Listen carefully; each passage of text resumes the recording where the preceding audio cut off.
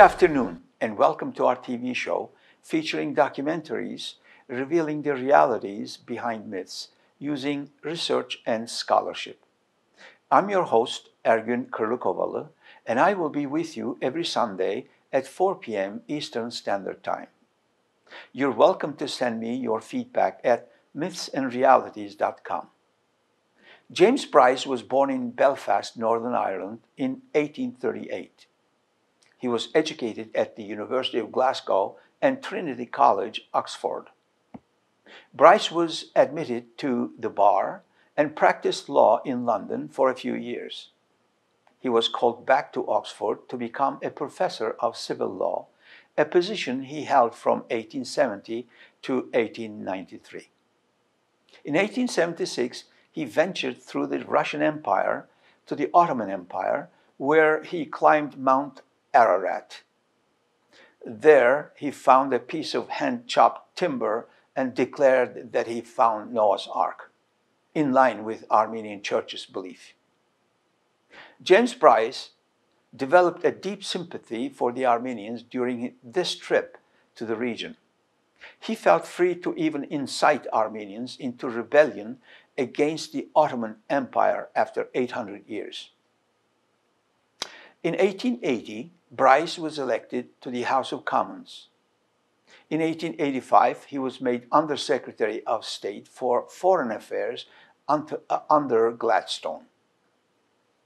In 1892, he joined Gladstone's last cabinet, and in 1894, he was appointed President of the Board of Trade in the new cabinet of Lord Rosebery. In 1905, Bryce became Chief Secretary for Ireland in Prime Minister Campbell Bannerman's cabinet. Bryce remained a member of Parliament until 1907, when he was appointed British Ambassador to the United States, an office he held until 1913. He made many personal friends among American politicians, including President Theodore Roosevelt.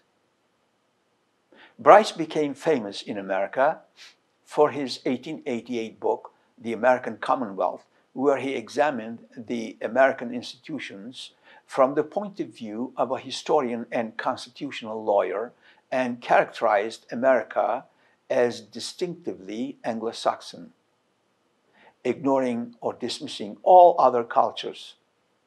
In 1914, after his retirement as ambassador and his return to Britain, Bryce was raised to the peerage as Viscount Bryce, thus making him a member of the House of Lords. Following the outbreak of the First World War, Bryce was commissioned by Prime Minister Asquith to write what became known as Bryce Report, in which he misrepresented and embellished German atrocities in Belgium. Later, he used the young historian Arnold J. Toynbee, an employee of the British Propaganda Office, to produce a wartime disinformation piece that was published as a blue book by the British government in 1916. Toynbee later confessed on page 50 of his 1922 book, The Western Question, that the Blue Book was wartime propaganda. Toynbee felt so embarrassed that he never listed the Blue Book among his works until the day he died 53 years later. Bryce, on the other hand, forever the slave of his anti-Turkism and Islamophobia, expanded his attacks on Turks and Muslims until he died in 1922. Bryce has never acknowledged the much bigger Turkish suffering caused by the brutal British aggression, invasion, and occupation, raining death and destruction upon Turks on Turkish lands, and the naval blockade causing wide-scale starvation. During the last years of his life, Bryce served as a judge at the International Court of Justice in The Hague. If he honestly believed all those outrageous falsifications and fabrications in his wartime propaganda blue book, then why did he not encourage Armenians even once, to go ahead and sue Turkey at the ICJ where he served? The answer is the same as the one to another question. Why did the Crown Prosecutor refuse to use the Blue Book to prosecute the Ottoman leaders during the Malta Tribunal of 1919 to 1921 and had to set them free after 2 years of frantic search for evidence? That answer is because the Blue Book was wartime propaganda based on hearsay, distortions, and misrepresentations, none of which could withstand the scrutiny of a courtroom. Bryce married Elizabeth Marion in 1889. They had no children. Bryce died in 1922. In 1965, the James Bryce Chair of Government was endowed at the University of Glasgow. The word government was later changed to politics in 1970.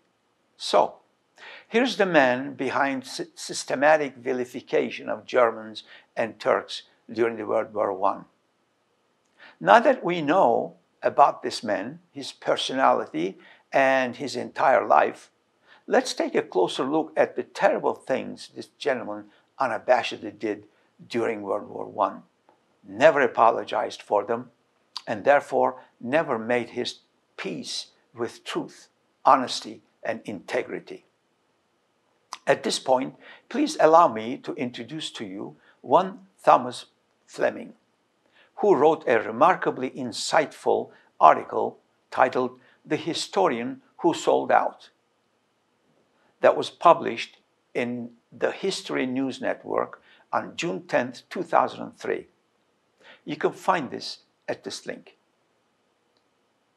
In this article, we get an excellent idea of how willingly Lord Bryce bent the truth in the service to His Majesty's government. The article predictably refers only to the case of the Germans, whom Bryce similarly maligned. The Turks were to be the next target. It was the stewardship of Bryce, along with his chief writer Arnold Toynbee, during their time at Britain's propaganda office, also known as the Wellington House, that forms the backbone of the alleged Armenian genocide evidence.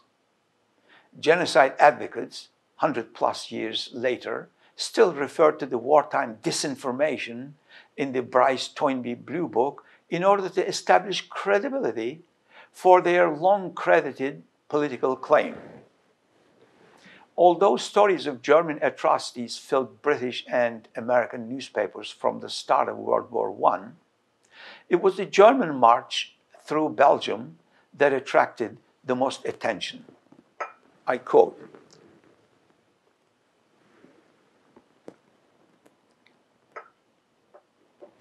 "Eyewitnesses describe infantrymen spearing Belgian babies on their bayonets as they marched along singing war songs. Accounts of Belgian boys with amputated hands, supposedly to prevent them from using guns, abounded. Tales of women with amputated breasts multiplied even faster," unquote. Amputated breast is a standard claim in Armenian horror stories, of course. For example, this is how Time magazine uncritically subscribed to Armenian propaganda in an August 23, 1982 article entitled "A Cry for Bloody Vengeance." I quote, "Turkish gendarmes raped and sometimes disemboweled or cut the breasts off women before finally killing them." The Time article supposedly covers an attack at the airport in Ankara by Armenian terrorists in which 9 innocent civilians were killed and 72 wounded.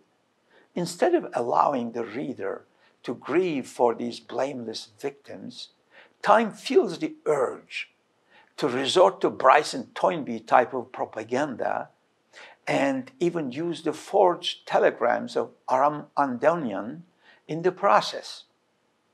Time irresponsibly perpetuates this awful wartime disinformation by mentioning the extermination of more than 1 million Armenians.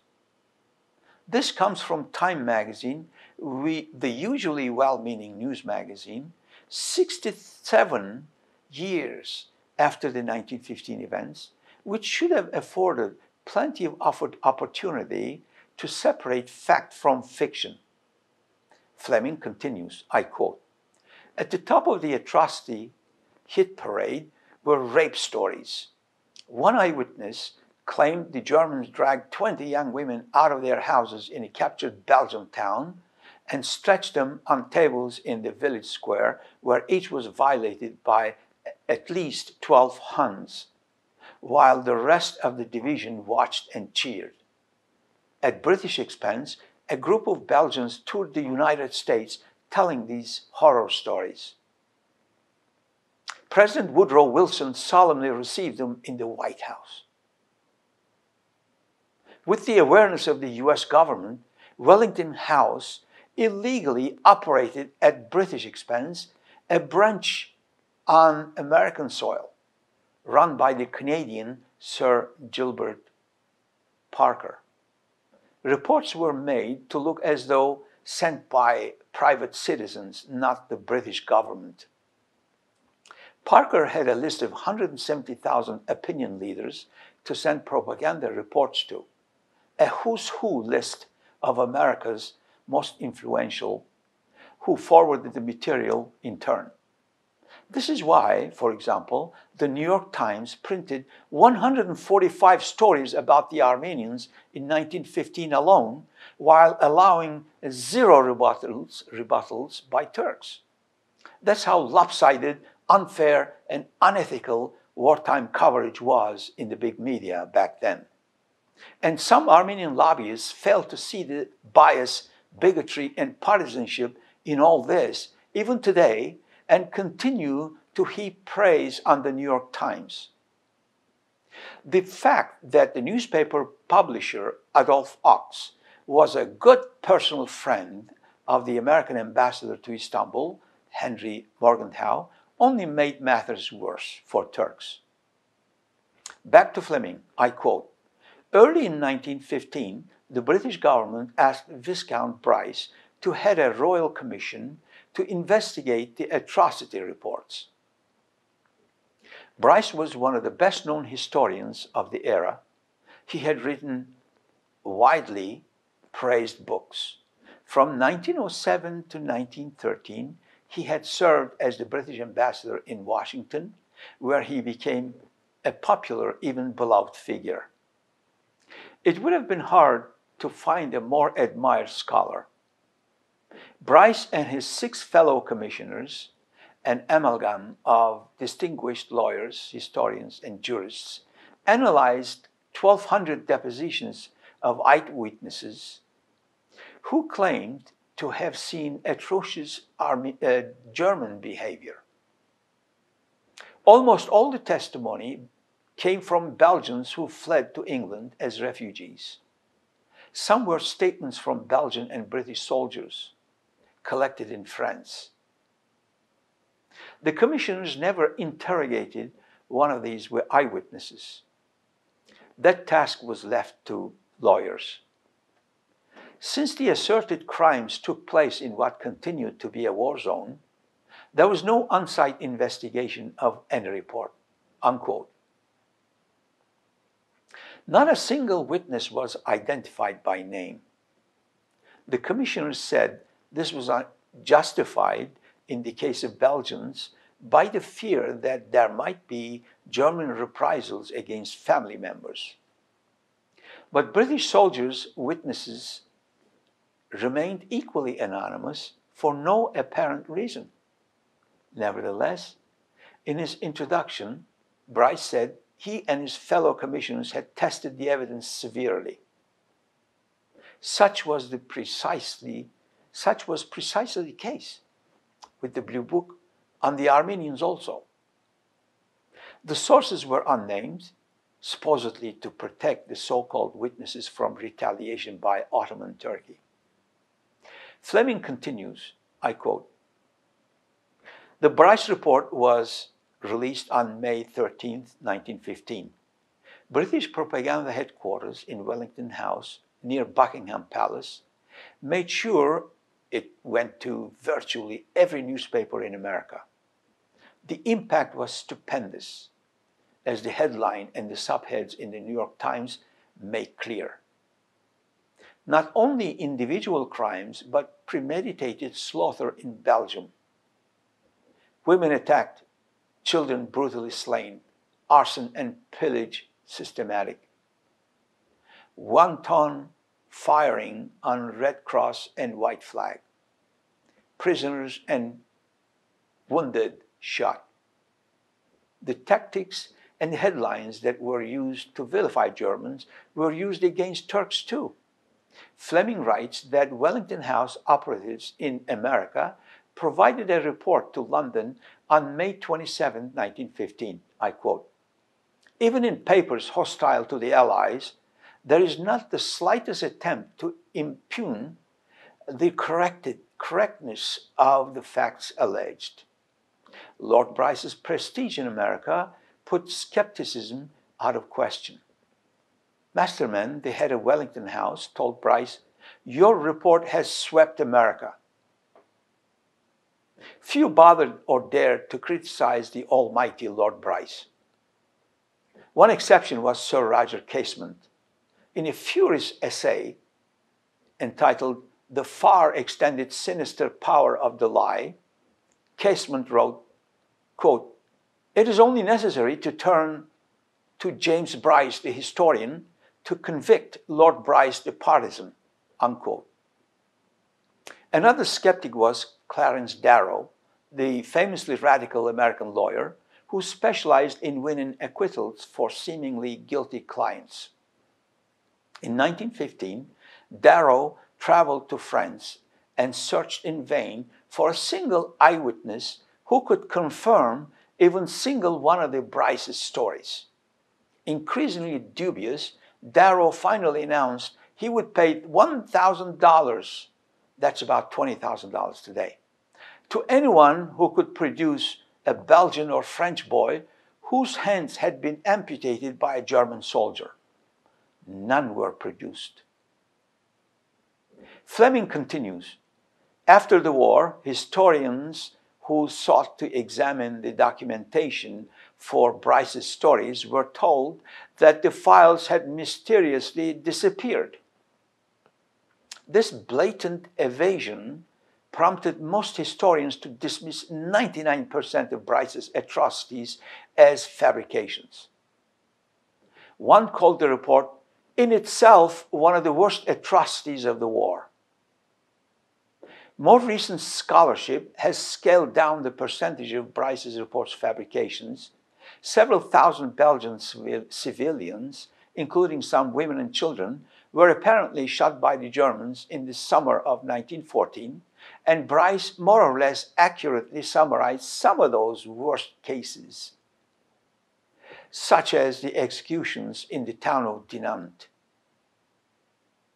But even these latter-day scholars admit Bryce's report was seriously contaminated by the rapes, amputations, and speared babies. They blamed this lapse on hysteria and war rage. This amounts to giving Bryce a free pass. Correspondence between the members of the Bryce Committee survived the destruction of the documents. It reveals severe doubts about the tales of mutilation and rape.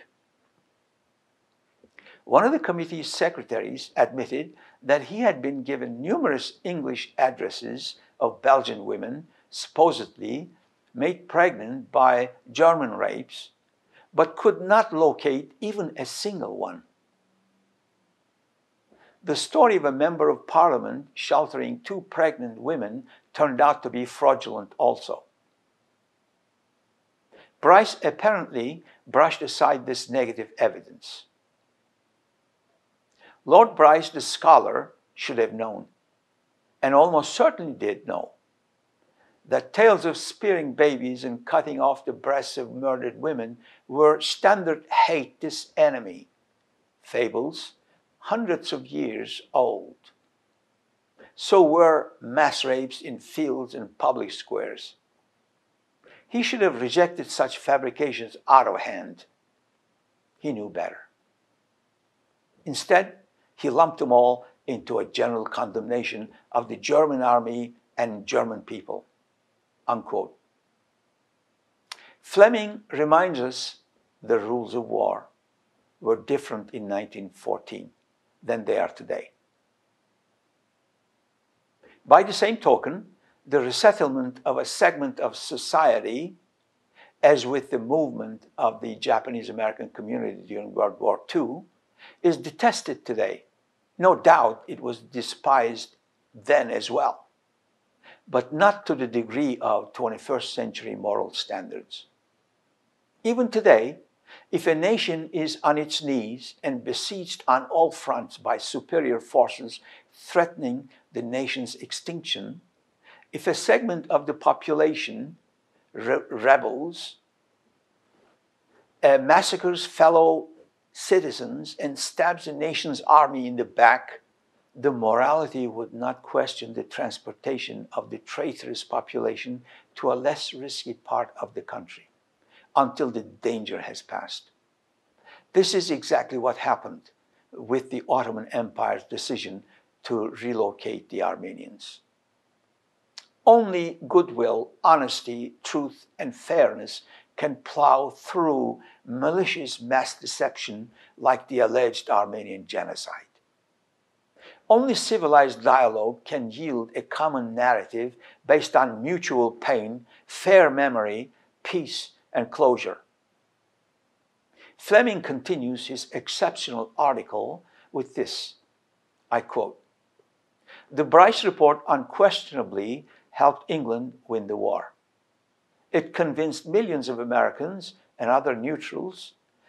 It was translated into 27 languages that the Germans were beasts in human form. No one except a few outsiders, such as Casement, ever reproached Lord Bryce for these vicious lies." Bryce went to his grave loaded with royal and academic honors, unquote. And here's Fleming's conclusion. From a perspective of 100 years, we ought to take harsher view. The Bryce Report has obvious connections to the British decision to maintain the blockade of Germany for 7 months after the armistice in 1918, causing the starvation and deaths of an estimated 600,000 elderly and very young Germans. This was far and away the greatest atrocity of World War I, and it made every German man and woman hunger for revenge. By creating blind hatred of Germany, Bryce sowed the dragon's teeth of World War II. The British naval blockade also contributed to the Great Famine in the last days of the Ottoman Empire.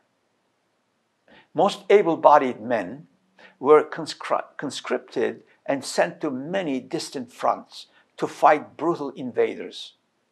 There were no one left in the villages to till the soil, sow the seed, and harvest the product. Food was in short supply. Things were made only worse by the British naval blockade. 2.5 million Turks and Muslims died in that struggle, a good share succumbing to famine and disease. No one to this day remembers them. Talk about compassion. Selective morality is what we see here, sad but true. It's a tribute to the kinder and gentler hearts of Turks that the fanatical hatred Bryce helped cultivate against Turks, that Turks never felt hunger for revenge. The reason why the Turks kept quiet was to look to the future with hope, not to the past with hatred. Turks took the high road of brotherly love and compassion towards fellow humans. Unfortunately, the dignified silence is not a match for the forces obsessed with hatred, hostility, and violence. Why did Thomas Fleming cover only the Germans and not the Turks? Professor Justin McCarthy, in his report on British propaganda, provides the answer. I quote, "The reason that no one has researched the topic and uncovered the lies told of the Turks is that no one cared. They were just Turks." Unquote. Great Britain apologized to Germany in 1936 over the lies contained in the Blue Books. When Turkey presented this situation to Great Britain in April 2005, asking for the reconsideration of 1916's treatment of Armenians in the Ottoman Empire, 1915-1916, the British Ministry of Foreign Affairs, through Sir Peter Westmacote, ambassador to Turkey, refused the request. Not exactly Britain's finest hour, is it? Will the genocide industry stop using proven fallacies in their essays and books? Will the Armenians finally open their archives so that we can study the backdrop of Armenian war crimes and hate crimes? These are all great topics to explore some other time. Thank you for joining me. See you next week.